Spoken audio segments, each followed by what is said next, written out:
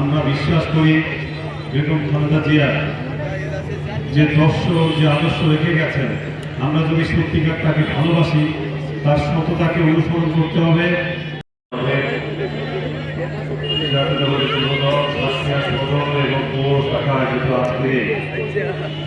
বাংলাদেশ তথা এশিয়ার সবচেয়ে জনপ্রিয় নেত্রী, বাংলাদেশের সফল প্রধানমন্ত্রী মরহুমা বেগম খালেদা জিয়ার রুহের মাগফিরাত কামনা করে আজকে বিশেষ মোনাজাত অনুষ্ঠানে সম্মানিত নেতৃবৃন্দ, উপস্থিত বিএনপি সর্বস্তরের নেতৃবৃন্দ, প্রিয় এলাকাবাসী, আসসালামু আলাইকুম।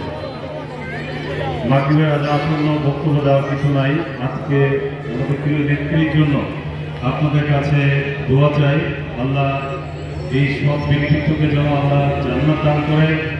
আমরা বিশ্বাস করি বেগম খালেদা জিয়া যে আদর্শ রেখে গেছেন, আমরা যদি সত্যিকার তাকে ভালোবাসি তার সততাকে অনুসরণ করতে হবে। তার যে লক্ষ্য ছিল বাংলাদেশের মানুষের মুখে হাসি ফোটানো, মানুষের ভালোবাসা অর্জন করার। আপনারা নিশ্চয়ই দেখেছেন যে বাংলাদেশের ইতিহাস শুধু নয়, আজকে এশিয়ার মধ্যে সর্ববৃহৎ জানাজা হয়েছে। প্রায় অফিসিয়ালি 1.5 কোটি মানুষ দোয়া করেছেন তার জন্য। এটা আমাদের দল বিএনপির জন্য অনেক বড় একটা প্রাপ্তি, আমাদের গর্ব, আমাদের অহংকার। এত বড় দোয়া বাংলাদেশের ইতিহাসে কোনো রাজনৈতিক দলের এটা পায়নি। এজন্য আমরা প্রত্যাশা করি, আমরা বিশ্বাস করি তার যোগ্য শহীদ রাষ্ট্রপতি জিয়া রহমানের বড় সন্তান, আগামী দিনে রাষ্ট্রনায়ক তারেক রহমান সাহেবের নেতৃত্বে বেগম খালেদা জিয়া রেখে যাওয়া আদর্শ বাস্তবায়ন করবে। তার রেখে যাওয়া বাংলাদেশের উন্নয়ন তিনি বাস্তবায়ন করবেন। আগামীতে 12 তারিখে যে ভোট রয়েছে, জাতীয় সংসদ নির্বাচন, এই নির্বাচনের তারিখ প্রতি তাদের সৃষ্টি জয়লাভ করবেন। এই একমাত্র প্রার্থনা আমরা মহান আল্লাহর কাছে করি।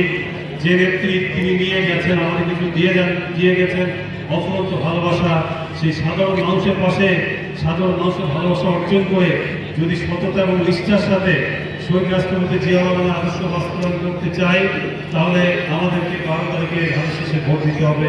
এই প্রত্যাশা ব্যক্ত করে নেত্রীর প্রতি আবার শ্রদ্ধা জ্ঞাপন করে আল্লাহ রাব্বুল আলামিনের কাছে তার জন্য দোয়া চেয়ে কথা শেষ করছি। আসসালামু আলাইকুম।